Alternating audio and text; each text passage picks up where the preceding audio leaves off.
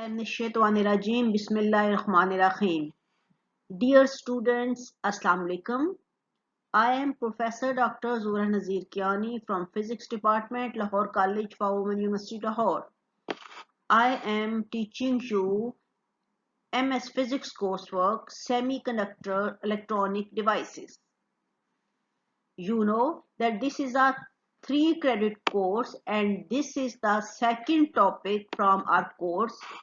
Its first chapter, that is crystal properties and growth of semiconductors.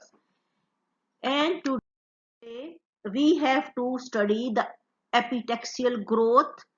Among the epitaxial growth, we will study the lattice matching in epitaxial growth, and then we will study the molecular beam epitaxy. One of the most important and versatile method of the crystal growth is the growth of thin layer on a wafer of compatible crystal.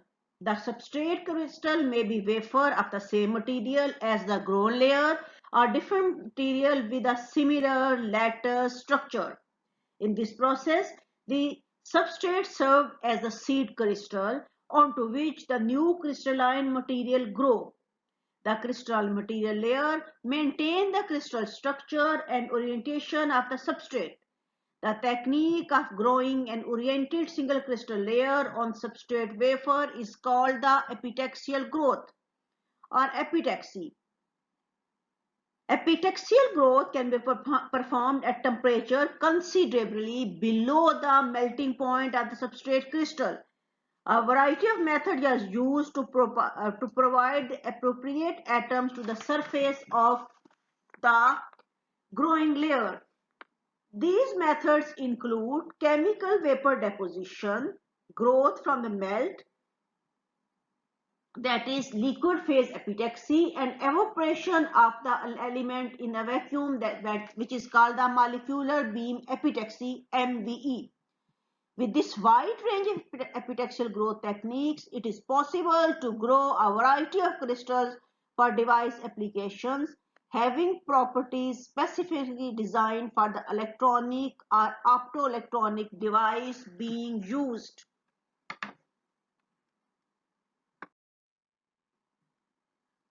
Now, what is a epitaxy? Basically, epitaxy refers to the method of depositing a monocrystalline film on a monocrystalline substrate. The deposited film is denoted as epitaxy film or epitaxy layer. Here at the bottom is your substrate with purple balls, and on top you are growing the epitaxial layer. The term epitaxy comes from the Greek roots epi means above and taxis mean deposition in ordered manner. Epitaxial film may be grown from gaseous or liquid precursors. The substrate acts as a seed crystal. The deposited film takes on a lattice structure and orientation identical those to the substrate.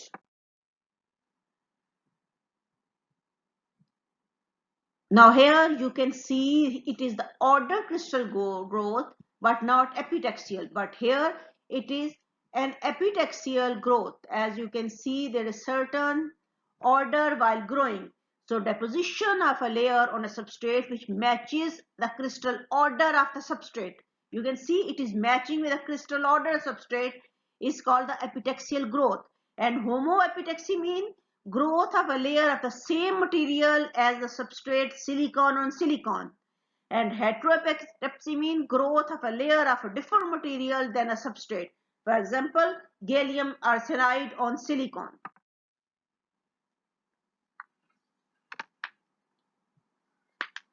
Now we will discuss in this section, we will discuss the lattice matching in epitaxial growth.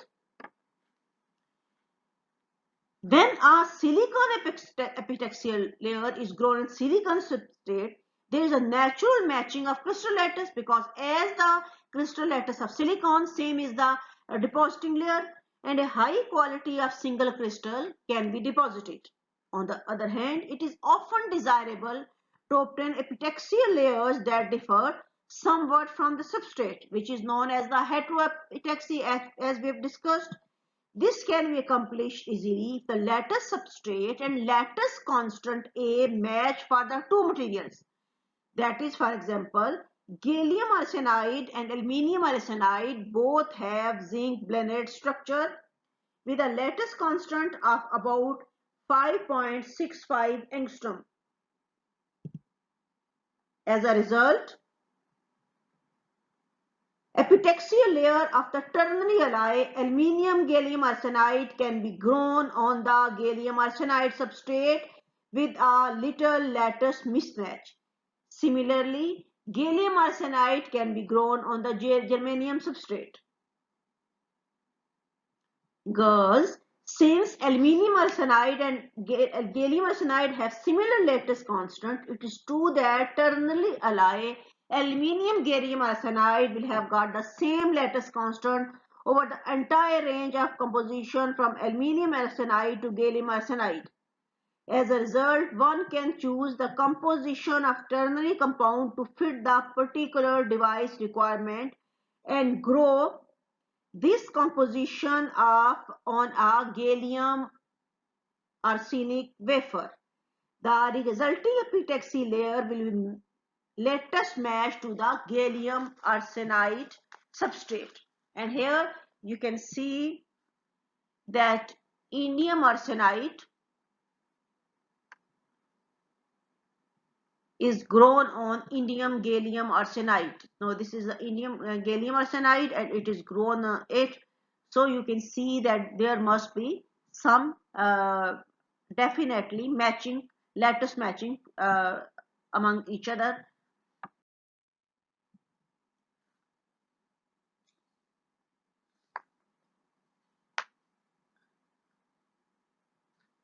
Now here this figure represents the lattice constant versus the band gap, that is relation between the band gap and lattice constant for several 3,4 ternary compound as they are varied over the composition ranges. For example, as the ternary compound indium gallium arsenide, which is here, indium gallium arsenide, is varied by choice a composition on the column 3 sublattices from indium arsenide to the gallium arsenide. Here is the indium arsenide and you are moving from indium arsenide to gallium arsenide to deposit indium gallium arsenide.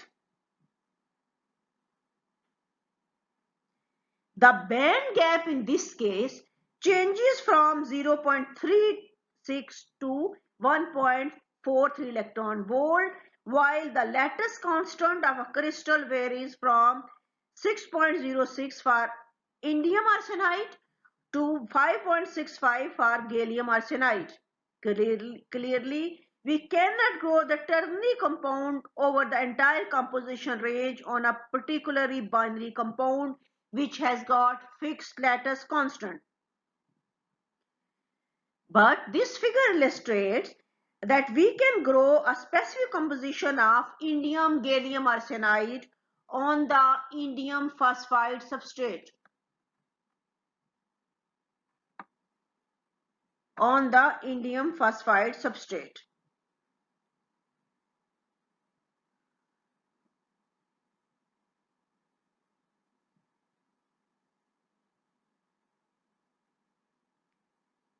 So invariant lattice constant from indium phosphide to indium gallium arsenide curve shows that a mid-range ternary composition, actually indium gallium arsenide, can be grown lattice match to indium phosphide substrate.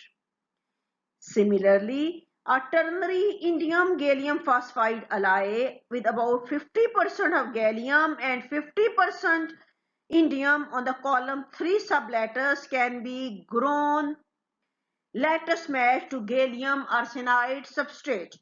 To achieve a broader range of alloy composition, grown lattice matched on a particular substrate, it is helpful to use quaternary alloys such as indium, gallium, arsenide, phosphide.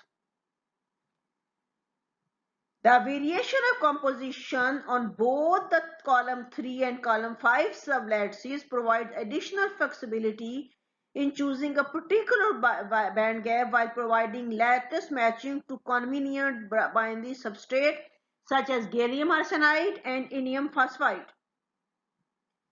In the case of gallium arsenic phosphide, the lattice constant is intermediate between the gallium arsenide and gallium phosphide depending on the composition. For example, the gallium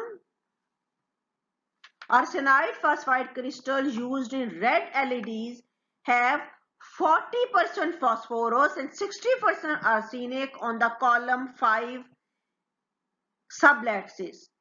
Since such a crystal cannot be grown directly on either a gallium arsenide or gallium phosphide substrate, it is necessary to gradually change the lattice constant as the crystal grows using gallium arsenide or germanium wafer as a substrate. The growth is begun at a composition near gallium arsenide.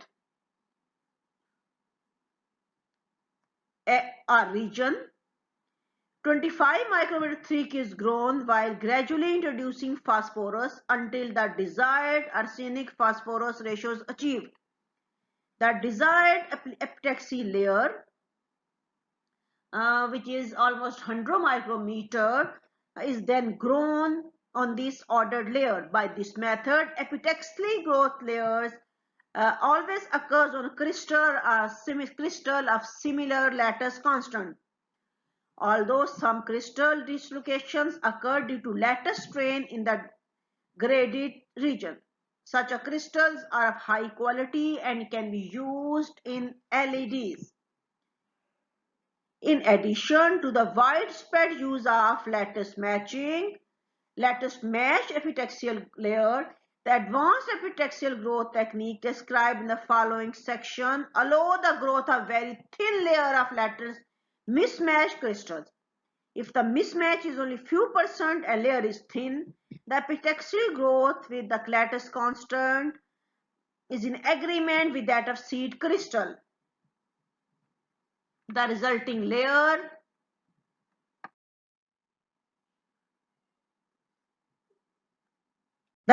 layer is compression or tension along the surface plane as a lattice constant adapts to the seed crystal. Such a layer is called pseudomorphic because it is not lattice matched to substrate without strain. However, if the epitaxial layer exceeds a critical layer thickness, which depends on the lattice mismatch, the strain energy leads to formation of defects called misfit dislocations. Using thin alternating layers of slightly mismatched crystal layers, it is possible to grow strained layered superlattices in which alternate layers are in tension and compression. The overall SS layer lattice constant is an average of that of two bulk materials. Now this is the way that how lattice matching is achieved even if we are using different materials. Now next important technique which we have to study today is molecular beam epitaxy. And in my point of view, and I think most of researchers also agree with me, this is the most best method to deposit the epitaxial growth. Although the apparatus is complex and third world country, underdeveloped country like Pakistan, um, for Pakistan difficult to achieve, but I must remember it at 1974, Center for Solid State was having a molecular beam epitaxy apparatus. Now with the passage of time, you know that the components of any electronic device is obsolete, and so it cannot be used further. Now, what are the advantages of MBE? Growth is performed in ultra-high vacuum environment, minimizing impurity incorporation. In situ growth monitoring is possible. Each material is vaporized independently from its own effusion cell. Multiple sources used to grow alive film at heterostructures. Deposition is controlled at sub-monolayer. Extremely flexible techniques in growth parameters are varied independently. Invented in 1960 at Bell Laboratory by J.R. Arthur and A.Y. Shu. So this is the operators in which the molecular beam epitaxy is performed. But what physics is behind in it? So for this purpose, we must understand the whole phenomena of molecular beam epitaxy. Remember this thing, this is a versatile technique, and in this method, the substrate is held in high vacuum while molecular atomic beams of constitute is impinged upon the surface. That is, substrate is held at high vacuum. Here you can see the gallium substrate, and your material which to be deposited will travel in form of molecular beam from the source where you apply the shutter. That is, you can open all the shutter and deposit all these silicon, aluminium, gallium, arsenum, beryllium, or either you can stop beryllium, aluminium, silicon, deposit gallium arsenide, aluminium arsenide. That it is depends upon you that how which shutter you will close, which shutter you will open to get the deposition. For example, in the growth of aluminium gallium arsenide layer on gallium substrate, aluminium, gallium and arsenic components along with dopants are heated in separate cylindrical cells. They are heated in these cylindrical cells. Then collimated beam of these constitute escape into the vacuum and is directed onto the substrate, and it is directed on the substrate like this.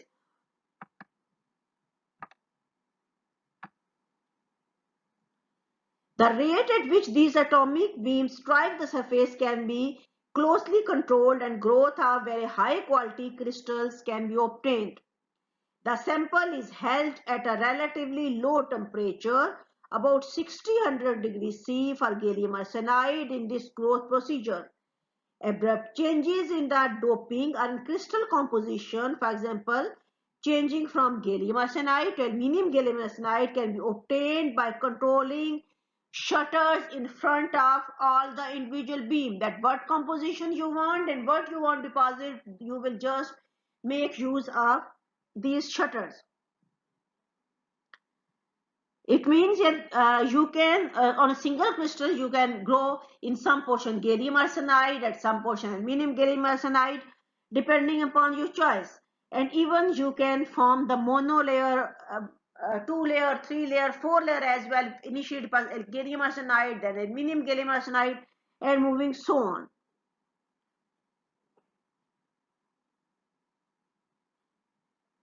Because high vacuum is required here, that's why MBE requires a sophisticated setup. However, the versatility of this method makes it very attractive for many applications. As MBE has developed recent years, it has become common to replace some of the solid sources with gaseous chemical sources. Here, initially we have kept the solid, but now it is replaced by the gaseous. This approach is called the chemical beam epitaxy or gas source molecular beam epitaxy, which combine both the advantages of molecular beam epitaxy and the chemical beam epitaxy.